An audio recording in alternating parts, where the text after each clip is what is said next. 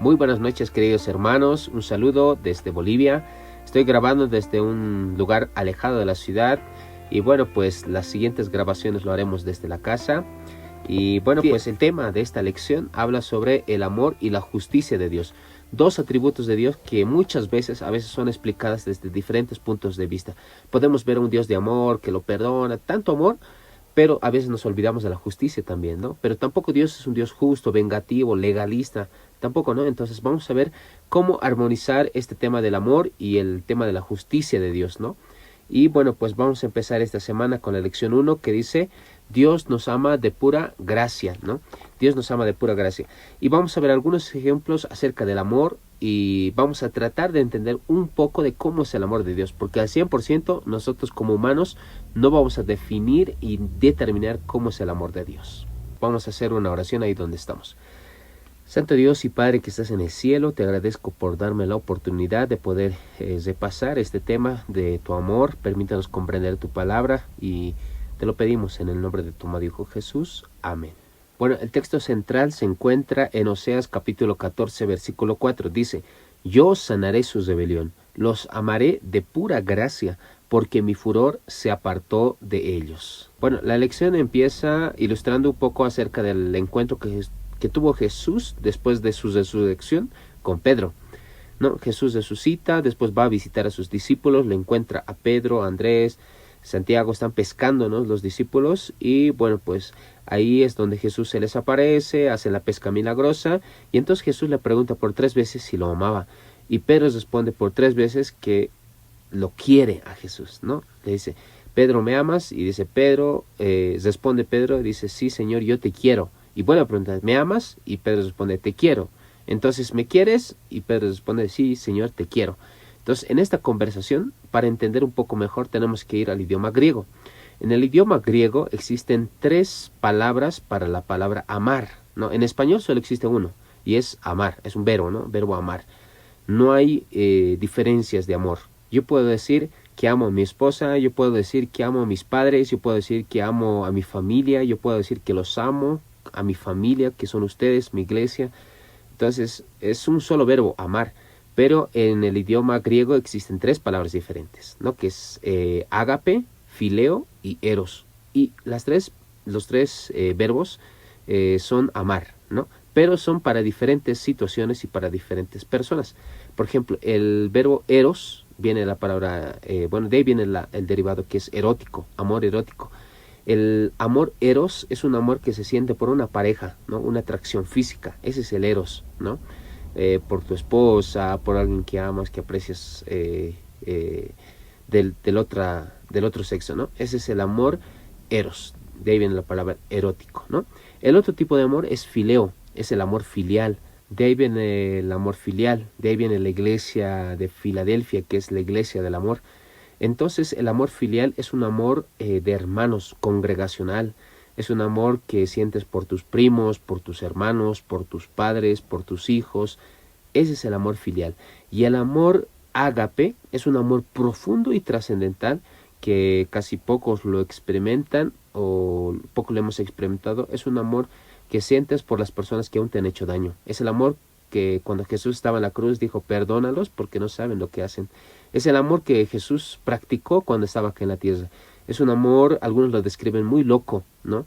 Que alguien que te hace daño, alguien que te maltrata, tú lo sigues amando. Bueno, ese tipo de amor es el amor ágape. Y es el amor al cual se le atribuye a Dios. Aunque no es el tipo de amor por excelencia para Dios. Porque acá leyendo un poco acerca del comentario que nos manda la lección del pastor John Peckman, él dice que la palabra ágape se ha utilizado también en diferentes situaciones, que no simplemente ha sido un amor apasionado por Dios, sino también ha sido un amor de lujuria, dice, ¿no? Acá, por ejemplo, dice la Septuaginta, en el Antiguo Testamento muchas veces ha determinado el amor ágape en la época de Jesús, que se utiliza para describir la lujuria de Amón hacia su hermanastra Tamar. Entonces, no siempre la palabra ágape, dice, puede ser utilizada para Dios, ¿no? Tiene diferentes connotaciones, pero desde una mirada humana, desde una mirada, desde una perspectiva en la cual nosotros estamos, podemos sí determinar que el tipo de amor que Jesús tiene por nosotros o que Dios tiene por nosotros es ágape, pero hablando humanamente, porque no podemos explicar, no existen palabras, no existen más verbos para amar o para explicar realmente cómo es el tipo de amor de Dios, ¿no? Humanamente sí podemos explicar con el término de amor ágape para Dios, ¿no? Que Dios nos agapa a nosotros, ¿no? Por eso a Jesús le preguntó a Pedro, Pedro, ¿me agapas? Y Pedro le dijo, sí, Señor, yo te fileo, yo te quiero, como un hermano, como un amigo. Y Jesús vuelve a preguntarle, Pedro, ¿me agapas? Con ese amor trascendental, con ese amor profundo, ¿me amas? Y Pedro le dice, sí, Señor, yo te fileo. Y entonces la tercera pregunta Jesús le dice, Pedro, ¿entonces tú me fileas? Y ahí es donde Pedro dice, sí, Señor, tú sabes todo, tú sabes que yo te fileo. Ahí Pedro reconoce su humildad, una lección que hemos estudiado la anterior semana, que no lo vamos a tocar porque el tema ahora es amar. O dicho de otra forma, el verbo de estudio de esta semana es el amor. Porque si vamos a la situación del encuentro con Jesús, podemos estudiar incluso la labor pastoral de Pedro, porque dice, apacienta mis ovejas, que no es el estudio de esta semana, sino el término de amar.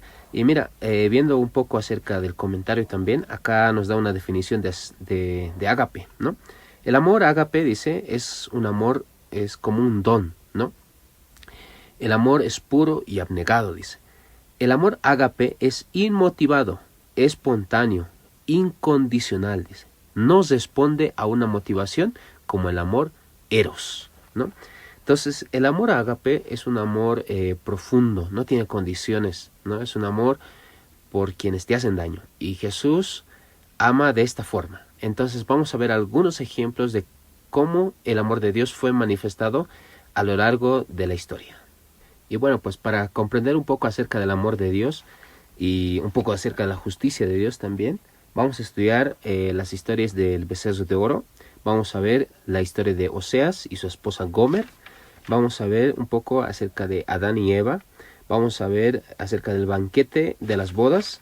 Y vamos a ver cómo Jesús fue crucificado por nosotros y la mayor demostración de Jesús revelado acá en la tierra de parte de Dios, ¿no? Entonces, esos son los temas de estudio. Y vamos al principio, ¿no? El día domingo está hablando acerca de la adoración al becerro de oro. Cuando Dios tenía un pacto con su pueblo Israel, ¿no? Entonces tenían un Dios y Dios tenía su pueblo, y era el pueblo de Israel, y tenían que ser fieles a Dios. Pero estos violaron la fidelidad que tenían ante Dios y decidieron hacer un becerro de oro. Aarón permitió que puedan reunir todo el oro que habían sacado de Egipto y pudieran fundir un becerro de oro. El resultado de esto es que rompieron ese pacto que tenían Dios y el pueblo. Dios los hubiera desechado y roto, ¿no?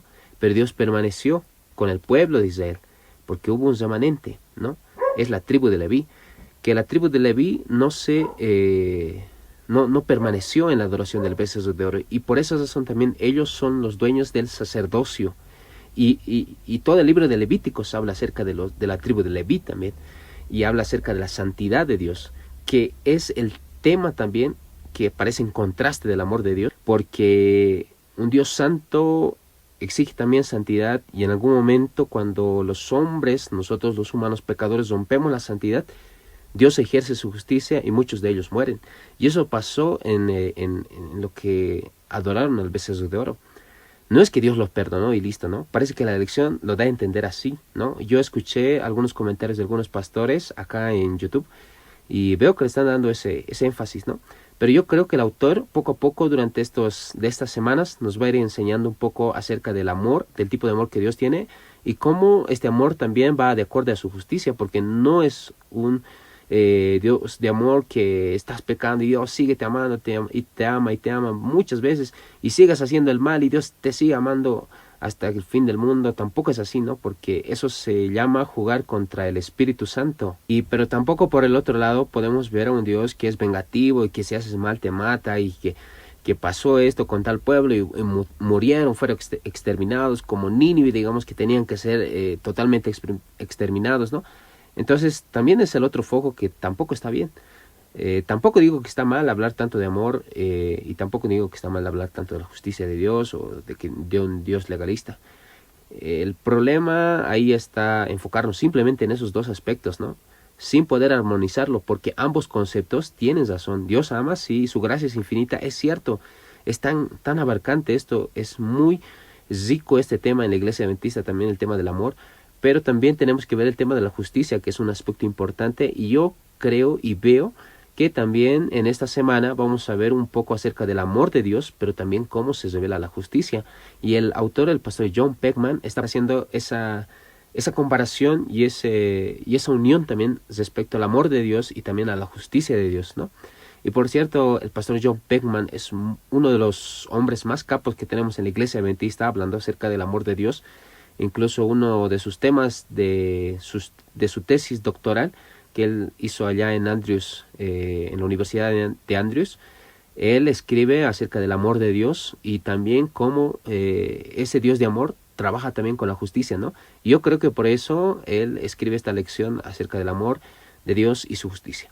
Entonces vamos a ver acerca de este tema del becerro de oro, porque en el becerro de oro, cuando ellos adoran el becerro de oro, también mueren, ¿no? Cerca de 3,000 personas. Acá la lección no nos pide leer Éxodo 32, ¿no? Pero es bueno analizarlo y les voy a compartir este texto. Y bueno, pues quiero que ustedes me acompañen con la lectura, ya que tenemos acá la disposición de las redes sociales y también el tiempo para poder estudiar un poco mejor. Vamos a ir a Éxodo capítulo 32, versículo 25, ¿no? Éxodo 32, 25 dice, en el contexto del becerro de oro, ¿no? Al ver Moisés que el pueblo estaba desenfrenado, dice, pues Aarón lo había permitido para vergüenza en medio de sus enemigos, se puso a la puerta del campamento y dijo, ¿quién está de parte de Jehová? Únase a mí. Y se unieron a él todos los hijos de Leví. Ahí está el remanente, ¿no? Todos estaban adorando al becerro de oro y ahí viene Moisés y dice, ¿quién está por Jehová? ¿Quién está por Jehová? Únanse a mí. ¿Y quiénes se han unido? ¿Todo el pueblo de Israel? No.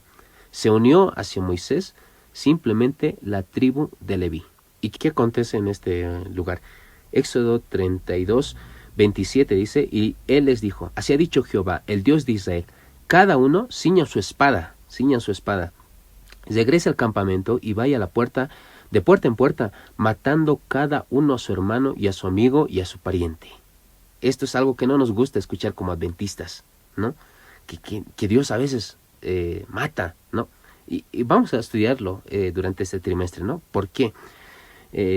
Y matando, dice, a su amigo, a su hermano, a su pariente. Y los hijos de Leví hicieron conforme a lo dicho por Moisés, y cayeron del pueblo aquel día como 3,000 hombres. Entonces Moisés dijo, hoy os habéis consagrado Jehová, pues cada uno se ha consagrado a su hijo, en su hermano, y para que de él os dé hoy la bendición. Qué impactante este texto. En este texto podemos apreciar que murieron muchos del pueblo de Israel. No murieron todos, ¿no? No es que solo la tribu de Leví se quedó, no. Murieron algunos. Mientras los levitas estaban regresando a su casa con la espada, iban matando a las personas, porque Dios es un Dios sagrado. No podemos burlar el nombre de Dios. Dios nos exige también respeto a su nombre. Y después, acá la lección nos pide leer Éxodo 33, del versículo en adelante, del 15, en adelante, y el 18 y 19 que lo voy a leer, dice, entonces dijo Moisés, te ruego que me muestres tu gloria. ¿Qué quiere decir me muestres tu gloria? Quiere decir que me muestres tu carácter, que me muestres tu esencia, cómo eres. Jehová les respondió, yo haré pasar toda mi bondad delante de tu rostro, y pronunciaré el nombre de Jehová delante de ti, pues tengo misericordia de quien quiero tener misericordia, y soy clemente de quien quiero ser clemente. Entonces nosotros podemos ver acá que, bueno, en este texto muchas veces es malinterpretado, ¿no? Cuando dice, yo quiero tener misericordia con quien yo quiero, y con quien no quiero no, con quien yo quiero ser clemente quiero, y con quien no voy a ser clemente no quiero tampoco su salvación. Parece que Dios selectivo, y ahí entra el otro tema en teología que lo conocemos como la predestinación. ¿Qué es la predestinación? Pre es antes, ¿no? Predestino viene de la palabra predestino, que significa un destino anticipado. Quiere decir que Dios eligió algunos para salvación y que Dios eligió algunos para la perdición. Es un tema que como adventistas no lo aceptamos, porque Dios no elige ya a algunos seleccionados que van a ser salvos y que algunos ya ha seleccionado para que se pierdan. Y por más que hagan cosas buenas ya se van a perder. No, es ese tipo de teología como adventistas no lo practicamos y no lo tenemos. Pero muchos hermanos de otras religiones sí lo tienen, este tema de la predestinación, ¿no? Justamente tomando estos textos también, de que Dios parece que elige a algunos y parece que desecha a otros, ¿no? Pero no, bueno, acá están los que obedecieron a Dios. La tribu de Leví está vivo, Dios amó, los perdonó al pueblo de Israel en completo, no simplemente a la tribu de Leví, a todo el pueblo de Israel, pecador. El amor de Dios se extiende, Dios tiene autoridad, es gobernador, legislador de este universo y puede decidir a quién amar. Prácticamente Dios no puede decir, no, él pecó y ya no lo voy a amar. No, Dios ama a todos. No existe razón para poder limitar el amor de Dios hacia algún grupo de personas, ¿no? Entonces, y eso nos lleva al segundo tema de estudio, al día lunes. Bueno, no al día lunes, sino al día martes de estudio, que hablaba acerca de la creación de este mundo. Y desde el inicio de la creación, cuando Adán y Eva fueron creados, el amor de Dios se manifestó ahí, porque Adán y Eva pecaron y deberían ser destituidos completamente sobre la faz de la tierra. Tenían que morir, pero Dios los perdonó y en vez de que los pueda exterminar, Jesús o Dios creó un nuevo plan de salvación para ellos. Entonces, desde el principio se puede ver el amor de Dios y se va revelando el amor de Dios. Y Jesús, en su esencia misma, la lección del anterior trimestre hemos estudiado esto, Jesús glorificó el carácter del cielo y cómo es el carácter de Dios, cómo es ese profundo amor de Dios hacia la humanidad, ¿no? Entonces, Dios no puede determinarse a decir, no, a ellos no lo voy a amar, a ellos sí los tengo que amar más. No, el amor de Dios es por todos. Y en sí, el carácter de Dios mismo es amor, ¿no? En Juan dicen, ¿no? Quien no ama no ha conocido a Dios, porque Dios es amor. El carácter mismo de Dios es amor. Entonces, incluso el fruto de la creación de Dios es básicamente en amor. Si tú te vas a la creación, todo es amor, todo es amor. Una de las mayores revelaciones de Dios es la naturaleza, la Biblia, Jesús. Ahí están, si tú te vas a leer el libro de las creencias de los adventistas del séptimo día, la creencia que habla acerca de Dios muestra cómo Dios se revela. Existen dos formas de revelación, ¿no? La revelación general y la revelación especial. La revelación general es a través de la naturaleza, y existe un libro del pastor, de la hermana Elena G. de White, que dice El Camino a Cristo, y este libro del Camino a Cristo nos habla acerca de cómo Dios muestra su amor a través de la naturaleza, cuando se abren las flores, cuando las crías están siendo amamantadas por su madre. Entonces podemos ver en muchas cosas, ¿no? El amor de Dios. Entonces es la revelación general, ¿no? Y la revelación específica es para los que creen en la Biblia, creen en Jesús. Entonces podemos ver el amor de Dios también a través de la Biblia y a través de nuestro Señor Jesucristo, ¿no? Entonces el amor de Dios se muestra desde el inicio de su creación. No creó al mundo, a nosotros, porque Dios necesitaba de que alguien lo amara, ¿no? Básicamente desde la fundación del mundo, y la lección te daba textos para que podamos leer cómo se relacionaba el Padre con el Hijo desde el principio de la fundación, ¿no? Desde que ya amaban. Y nosotros seríamos el fruto del amor, y la creación de Dios es el fruto del amor. Y si Satanás puso ahí algo, Dios, su trabajo de amor también es la restauración, ¿no? Entonces el amor de Dios se ve en todo esto. Entonces vamos a ahora sí retroceder un poco acerca de la historia de Oseas y Gomer. Y esta historia de Oseas, yo sé que tú lo conoces. Recientemente estaba viendo una película que titula Amor Redentor, no sé si lo viste, que cuando lo vi esta película parecía muy parecido a la historia de Oseas. Si tienes algún tiempo, te gustan las películas, te sugiero que puedas ver esta película. No tiene el nombre de Oseas, tampoco tiene el nombre de Gomer, pero sin duda hace un parentesco, y yo sé que el autor de esta película se inspiró en la historia de Oseas y Gomer. Y bueno, pues en la historia de Oseas y Gomer nosotros podemos ver un hombre, un profeta de Dios, que tiene que obedecer la voz de Dios, porque Dios le pide que pueda casarse con una mujer que no era digna, ¿no? Considerada popularmente como una prostituta, ¿no? Oseas tenía que juntarse con esta mujer. Y lo que sucede es que Gomer muchas veces le es infiel, no solamente una vez, sino que muchas veces Oseas va por Gomer, ¿no?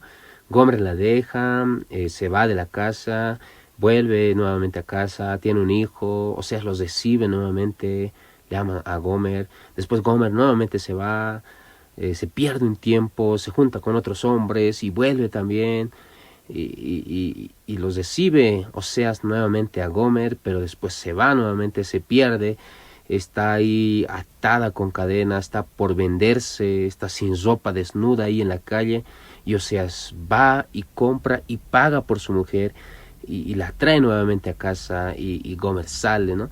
Y nuevamente se retorna. Entonces ahí Dios dice, así es el amor que yo siento por ustedes, y ustedes, es como decir, yo soy Oseas, dice Dios, y ustedes son Gomer. Que muchas veces es nosotros como Gomer, nos contaminamos con las costumbres de este mundo. Estamos lejos de Dios, muchas veces apartados de Él, y volvemos a Dios, pero nuevamente nos salimos de sus caminos y volvemos a Dios. Y mira cómo es el amor de Oseas que tuvo por Gomer, es el amor que Dios también tiene por nosotros, que muchas veces cuando nos alejemos, Dios nos sigue dando su amor, nos sigue perdonando, nos sigue recibiendo, nos sigue comprando, hasta poder llevarnos de vuelta. Y esta historia me lleva a la otra historia de las bodas de Canaán. Y aquí lo interesante de estas historias que estamos analizando es que siempre hay una contraparte humana, ¿no? Hay una contraparte humana. Por ejemplo, en la historia del becerro de oro, Dios pide que sean fieles, el pueblo es infiel, pero hay un remanente que sí es fiel y vuelven al camino de Dios. En la historia que vimos acerca de Oseas, también pasa lo mismo en la contraparte. Oseas ama a su mujer y va a buscarle a su mujer también, porque la ama. Pero también Gomer decide volver donde Oseas, tiene un hijo y decide volver donde Oseas. O sea, el amor de Dios es así, su gracia va contra aquellos que sí están arrepentidos, que sí vuelven. El problema es no volver. Por ejemplo, Pedro y Judas, un ejemplo, ¿no? La anterior lección hablamos un poco acerca de esto. Pedro, Dios lo perdonó. Judas, Dios también lo hubiera perdonado, pero tomaron diferentes caminos. Pedro se arrepintió, se conoció, dijo, Señor, yo te quiero, tú lo sabes todo, yo no te puedo mentir, yo ahora tengo humildad, dice Pedro, ¿no? Tú sabes todo y tú sabes que ahora yo te quiero. Pero Judas no va a Jesús, no se arrepiente, más bien él decide matarse. Entonces Dios lo hubiera perdonado también a Judas. Entonces el amor de Dios, su gracia va siempre hacia adelante, siempre y cuando la respuesta humana o la contraparte humana sea también efectiva. Así como en el pueblo de Israel cuando adoraron al becerro de oro, así cuando Adán y Eva pecaron, así mismo cuando Gomer, la esposa de Oseas, vuelve a Oseas, y así también cuando en las bodas de Canaán los invitados deciden vestirse para las bodas. Esta historia nos lleva hacia las bodas, bueno, el banquete de las bodas, ¿no? Donde el título de la lección lo pone el día miércoles 1 de enero, muchos son los llamados, pero pocos los escogidos, ¿no? Y aquí vamos a un poco entrar acerca del amor o la respuesta del amor, ¿no? Aquí se ilustra que el rey manda a llamar a todos, ¿no? No hace distinción de nadie, llama a todos para que vengan a las bodas. Pero lo interesante es que la gente no decide ir a las bodas, muchos no deciden ir, incluso a los siervos que ha mandado el rey, muchos lo apedrean, incluso lo matan a algunos de los siervos que lo están invitando para que venga a las bodas, ¿no? Entonces el rey decide que manden a llamar a cualquiera que esté en el camino, afuera de la ciudad, esté caminando, tráiganlo, mándenlos a llamar y vengan hacia la boda, ¿no? Y la historia no termina ahí, sino que les pide que puedan estar con el vestido de las bodas. Ver en Mateo capítulo 22, dice parábola de la fiesta de las bodas, ¿no? Desde el versículo 1 hasta el versículo 14 podemos ver toda la historia de cómo el rey manda que pueda llamar a todos, ¿no?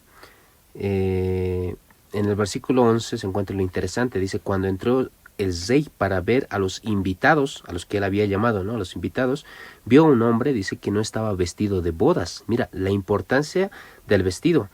No estaba vestido en las bodas y le dijo, amigo, ¿cómo entraste aquí sin estar vestidos de boda? Pero él guardó silencio.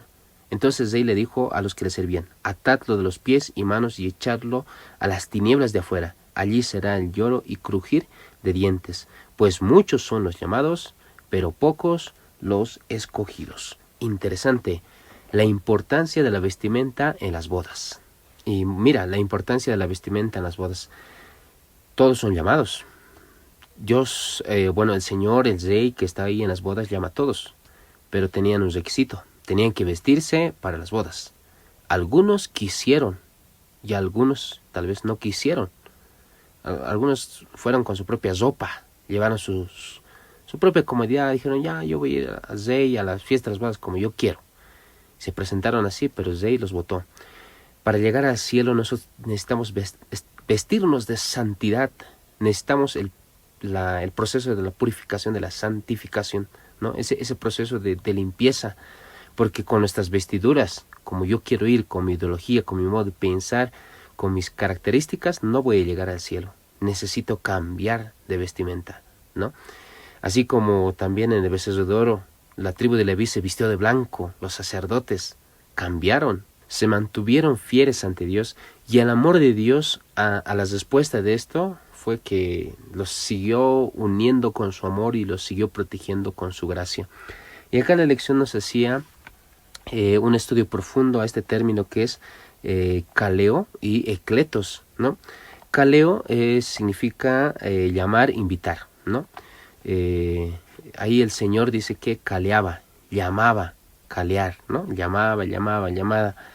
Pero escogidos, que es ekletos, también podría traducirse aquellos que han respondido al ekleto, aquellos que han respondido al llamado.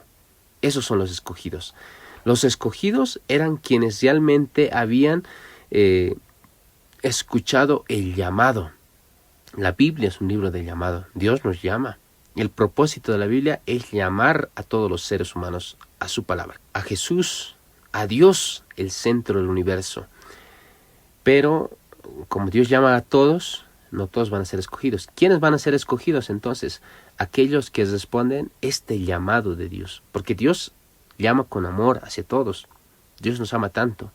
Pero hay una contraparte humana, ¿no?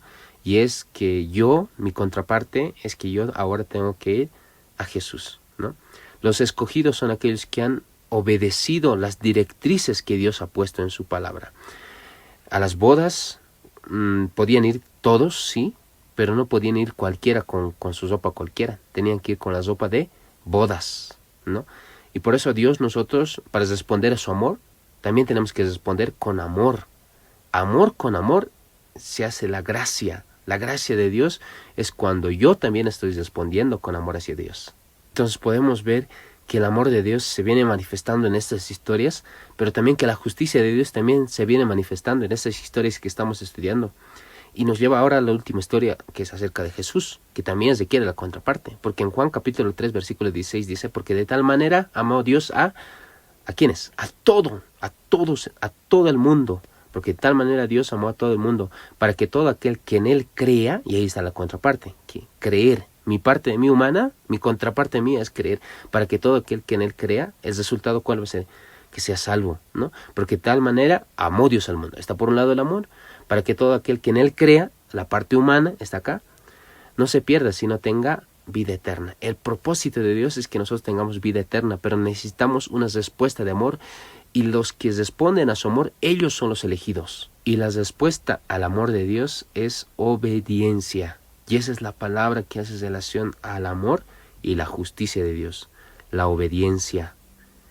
Cuando nosotros obedecemos, no vamos a ser destruidos.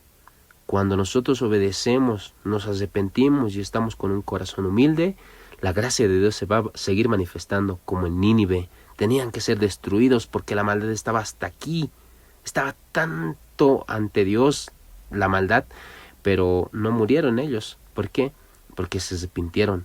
Y la gracia de Dios actúa en respuesta a lo que el ser humano tiene en su corazón, que es esa fe, que es esa obediencia a Dios, que dice, sí Señor, caí, pero ahora puedo levantarme nuevamente y voy a seguir levantándome.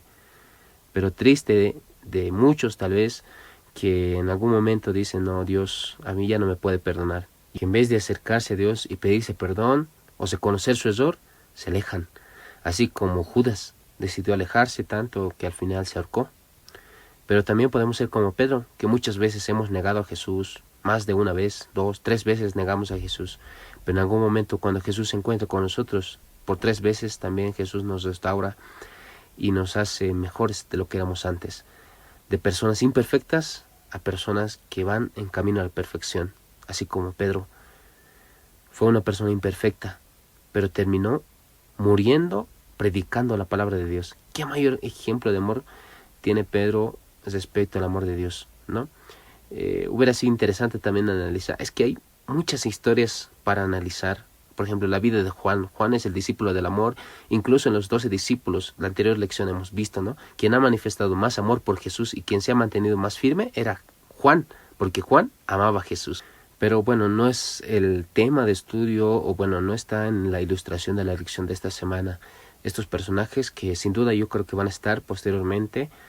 Es muy interesante analizar diferentes ejemplos de amor, porque hay muchos que no quiero mencionarlos para que no podamos perder el foco del estudio de esta semana y alargarlos o extendernos en el estudio. Bueno, pues terminamos así este estudio de esta semana hablando de Jesús muriendo en la cruz. Jesús demostró su máximo amor, Dios demostró su máximo amor por la humanidad, muriendo por nosotros, dando su vida entera por nosotros. Y bueno, pues Jesús dice, ¿no? Oh Jerusalén, tantas veces decidí unirlos, decidí acercarlos a mí, así como una gallina junta sus polluelos, pero muchos de ustedes no quisieron. Es que el ser humano necesita también acercarse a Dios para que este amor sea efectivo. El amor de Dios no tiene prerequisitos. Para que Dios nos ame, no tenemos que hacer nosotros nada. Dios nos ama porque nos ama. Estemos bien o estemos mal con Dios y su amor va a seguir con nosotros.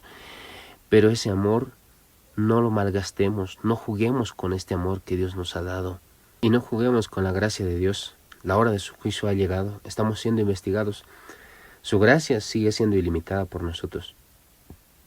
Pero hay un pecado imperdonable para nosotros, que es pecar contra el Espíritu Santo. Y pecar contra el Espíritu Santo es rechazar la gracia de Dios, es rechazar su amor. Así como Judas rechazó el perdón de Dios y murió, el juicio de Dios fue ahí. Así como muchos de los que adoraron a la becerra de oro rechazaron a Jesús y fueron exterminados por los levitas. Pero muchos también aceptaron el arrepentimiento, se arrepintieron, volvieron, así como Gomer volvió hacia Oseas, así como así como aquel hombres que se vistieron correctamente en la fiesta, en el banquete de las bodas, y aquel que no estaba vestido correctamente con la ropa de las bodas fue exterminado. No seamos nosotros exterminados por Dios por la desobediencia continua, sino constantemente, después de desobedecer o después de fallar, sinceramente pediremos perdón a Dios de nuestros pecados, de aquello malo que hayamos hecho, y trataremos de cambiar. Y hay que tratar de cambiar y no quedarnos. Si vamos a fallar así como Pedro muchas veces, trataremos nuevamente de cambiar. Tal vez ahora yo puedo decir, Señor, yo te quiero, pero no quiero quedarme en yo te quiero. Quiero ahora yo amarte, tener ese tipo de amor ágape, ese amor trascendental, ese amor profundo. No simplemente quiero tener un cariño especial a ti, Señor Jesús, sino tener un amor tan profundo. Y eso es lo que cada uno de nosotros como cristianos deberíamos hacer. Bueno, llegamos a la parte final. Que Dios los pueda bendecir, queridos amigos. Ha sido un gusto y placer poder compartir con cada uno de ustedes este estudio de la lección de Escuela Sabática. Bendiciones.